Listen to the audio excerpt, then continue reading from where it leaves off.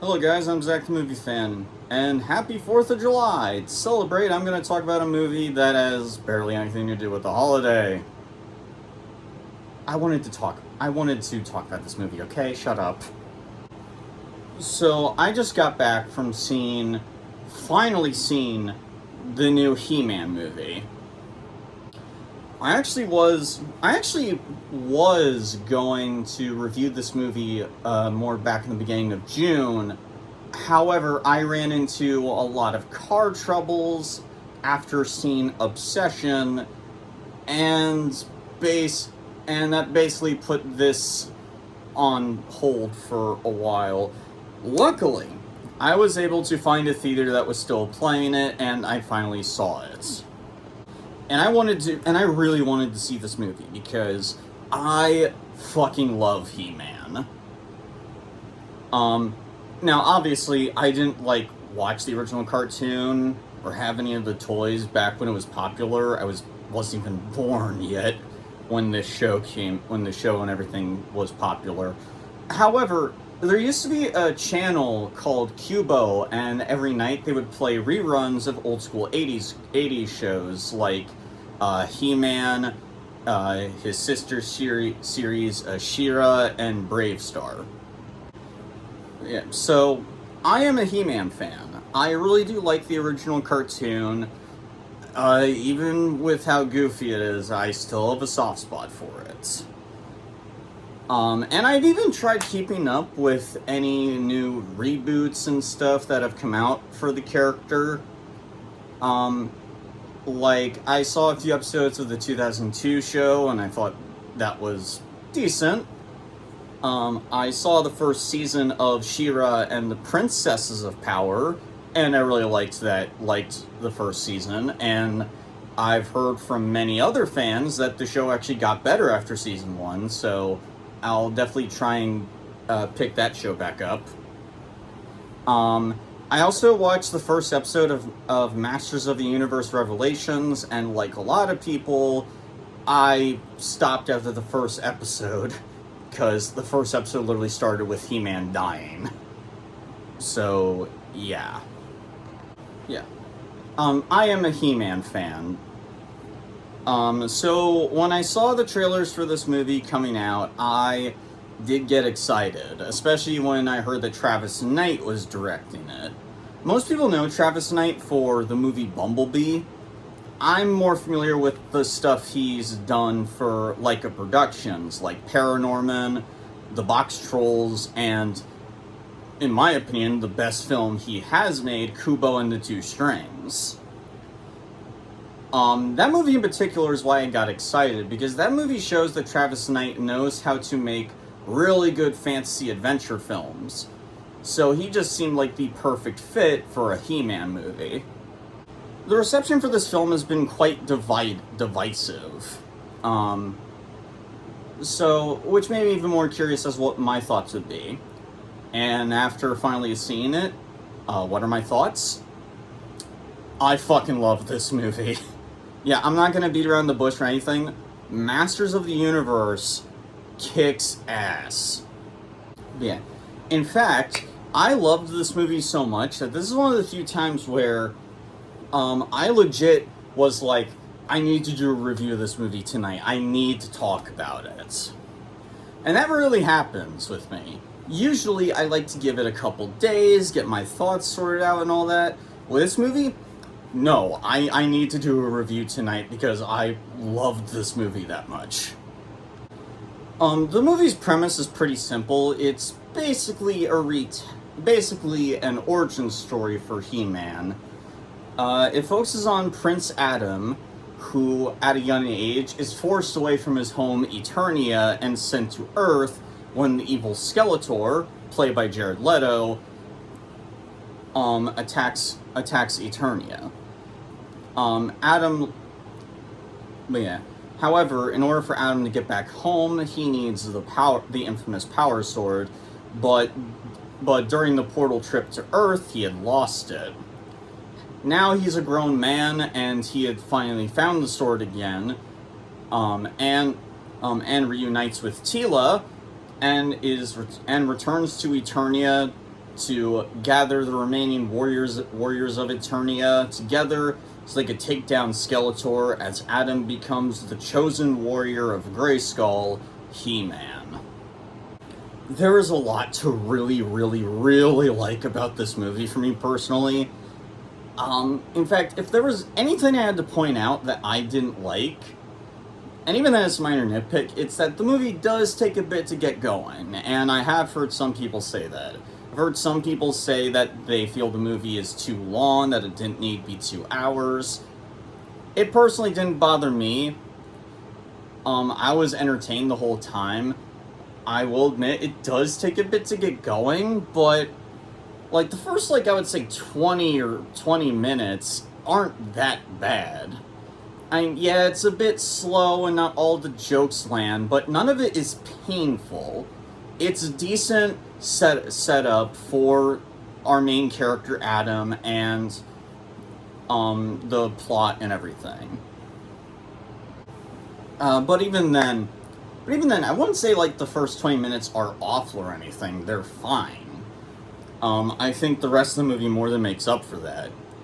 Especially because when the movie does finally get going, when we do get to Eternia, which doesn't take that long, we don't spend too much time on Earth, that's when the movie really pops off.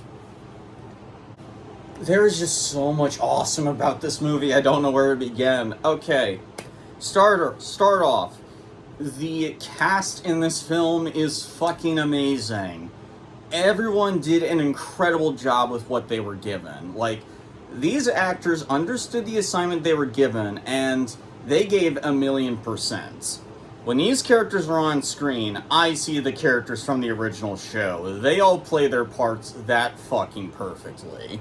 The one standout, however, and this is what surprised me the most though, was Jared Leto as Skeletor. Yes, I'm not joking. Full disclosure, I am not a fan of Jared Leto, at all. Not just because of the shitty things he's doing, which I barely know about. I heard someone say he started a cult. I don't know. I'm gonna be honest. I'm not the kind of person that follows what celebrities' personal lives. I personally feel that I don't give a shit. I usually only care if they can act. And that's my problem with Leto. I don't think the fucker can act. I didn't like him in Suicide Squad. And honestly, clips of other stuff I've seen him in, like Morbius, I just don't think he's a very good actor. Whenever I see him play a role, he always comes off to me like he tries way too hard to try and get into character.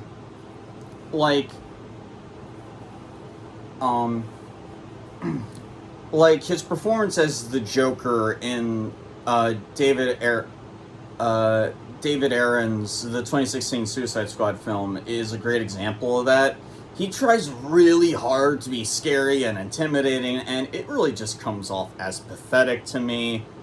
Even if you took away those shitty tattoos he wore, I'd still say he gave a shitty performance. It was not the Joker, it was someone trying way too hard for me. So yeah, like a lot of He-Man fans, I groaned when I heard he was cast. But, color me surprised, Jared Leto not only gave a good performance, but he absolutely steals the show throughout this entire film.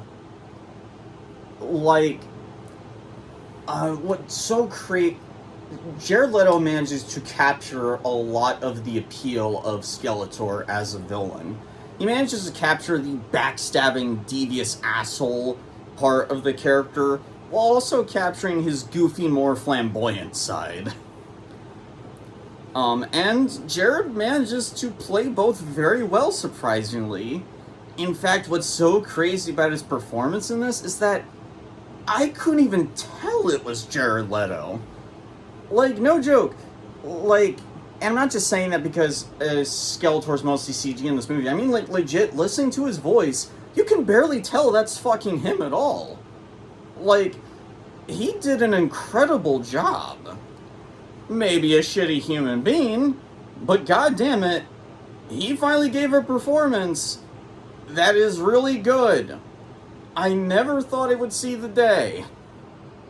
The visuals in the film are fucking fantastic. This movie's filled with so much color and life and energy to every scene it's in. The movie is just a visual splendor to watch. It's honestly one of the most fun fantasy worlds I've seen in years. The action scenes are also so fucking good. Every action scene in this movie goes so fucking hard. Like, seeing He-Man slice up bad guys with a sword or fucking punch the shit out of people, it's like, oh my god, it is so much fun. It's surprisingly brutal, too. Like, you see He-Man stab some guys in this film, and, like, at the end of the film, He-Man delivers a vicious beatdown on Skeletor. Like, there's no blood or anything, but good god.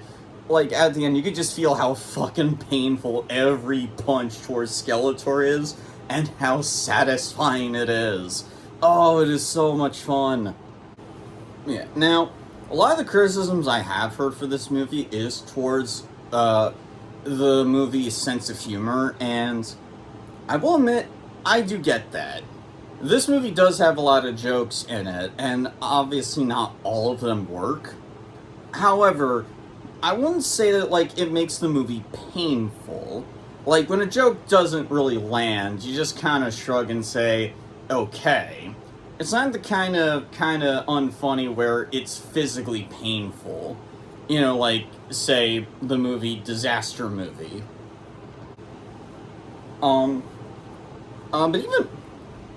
But even then, like, the sense of humor really does just fit the fun feel of the movie. Like, the movie does still try to take itself seriously when it comes to its story. Like, it has stakes in it, but at the same time, it embraces the more campy, goofy nature of the original He-Man cartoon, and that's just part of what makes the movie so much fun to watch. It's also very clear that the writers of this movie are clearly fans of He-Man, and not only because of some of the Easter eggs and references, but also the surprising amount of, like, adult jokes in this movie. You see, He-Man, the original cartoon, has been kind of mocked for a while for some of what people consider its gay undertones, per se. I mean, it is a series about a muscle-bound beefcake fighting other muscle-bound beefcakes. I mean, it's kind of hard not to get that impression. But, like, what's so funny is that this movie leans heavy into it. Like, there are so many innuendos in this film, especially when it comes to Skeletor's dialogue, and it's like, oh my god, these writers know what the hell they're doing. They know exactly what the hell they're doing, and they're fucking chucking it up at the same time. There are just so many moments in this movie that you can tell you need to be a massive He-Man fan in order to get some laughs out of it. There's literally a moment in the film where they play the infamous, the song What's Up by Three Non-Blondes. And that song has become infamous with He-Man thanks to that infamous meme video that appeared on YouTube years ago. They even throw in a really nice cameo with Dolph Lundgren, who played He-Man in the 1987 Masters of the Universe movie. And they don't just give him, like, a 1-second cameo or anything. No, they actually give him a really nice scene where he offers words of wisdom to Adam. It was really nice. It was kind of like Dolph Lundgren was passing the torch of the character on to, I think his name is Naviet. I'm sorry, I'm not familiar with the actor who plays He-Man in this, but he did a fucking amazing job. Yeah. The movie just has fun with itself. Like, I've heard some people criticize it as it feeling more like a parody of He-Man than an actual He-Man movie. I disagree. This movie does love He-Man, but at the same time it acknowledges a lot of the goofiness that the series has, especially the original cartoon. Even the 2002 reboot, which tried to go for a little bit more of a serious tone, even the 2002 show had its fair share of goofy moments. The soundtrack, too, was awesome. This movie's score was actually composed by the guy who did the soundtrack for Project Hail Mary. A movie I have not seen. Don't throw torches and pitchforks at me. I'm just saying Project Hail Mary doesn't look like my personal cup of tea. I may watch it just for the soundtrack, though, because this dude did a fucking phenomenal job here. This dude's orchestration really does capture the epicness, the epic fantasy life of the He-Man universe. On top of that, the soundtrack also has a kick-ass glam rock feel to it, with this badass electric guitar that just comes in too, and it mixes so well with the orchestra.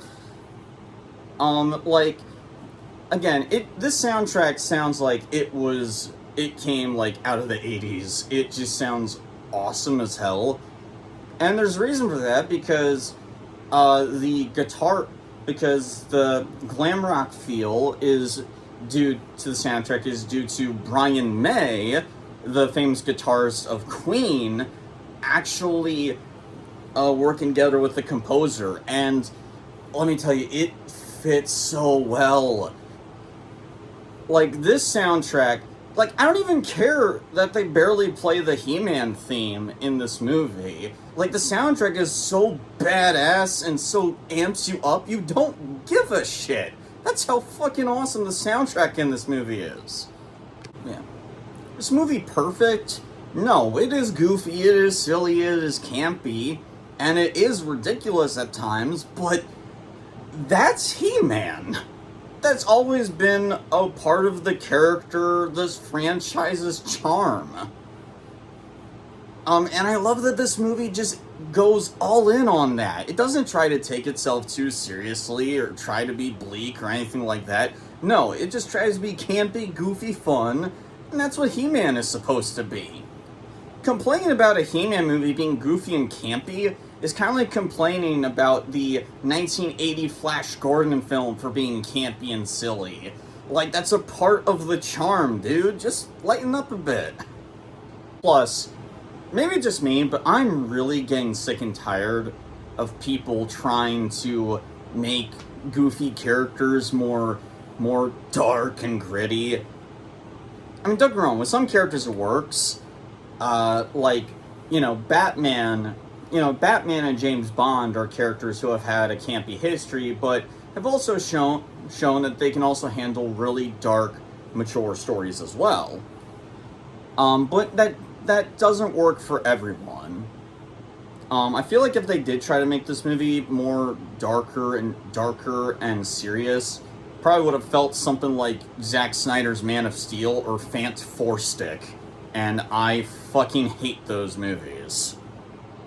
I don't know, people complain about the goofiness of this film reminds me of all the people who complain about the goofiness for James Gunn's Superman film. And it's like, that's a part of the character's charm. And maybe it's just me, but maybe it's because I personally am getting so sick and tired of more cynical shit like Invincible or The Boys when it comes to, like, phantom media, but, like, I'm tired of cynical ass shit like that. I want something lighter. I want something goofy. I want something fun. And the new He-Man movie is what I wanted. Is it for everybody? No, but if you're a He-Man fan and you just love everything about the series, even if it's goofy and ridiculous, you'll love this movie.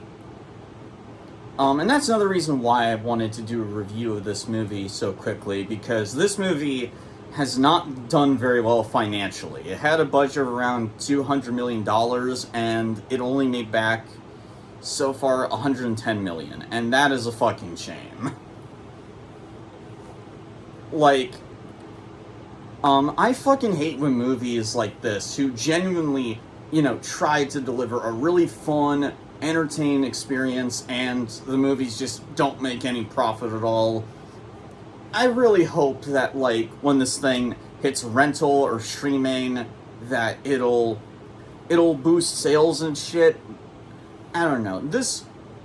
I would love to see a follow-up to this, especially because they tease a follow-up, in the post-credits, which had me so filled with fucking glee. I fucking loved this movie. Masters of the Universe 2026 gets an A+. I loved this film. Like, please go see it for yourselves. Even if you don't like it,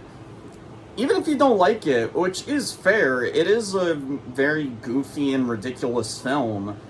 Like, I'd still recommend seeing it, because it's just a fun time. But yeah, I loved this movie.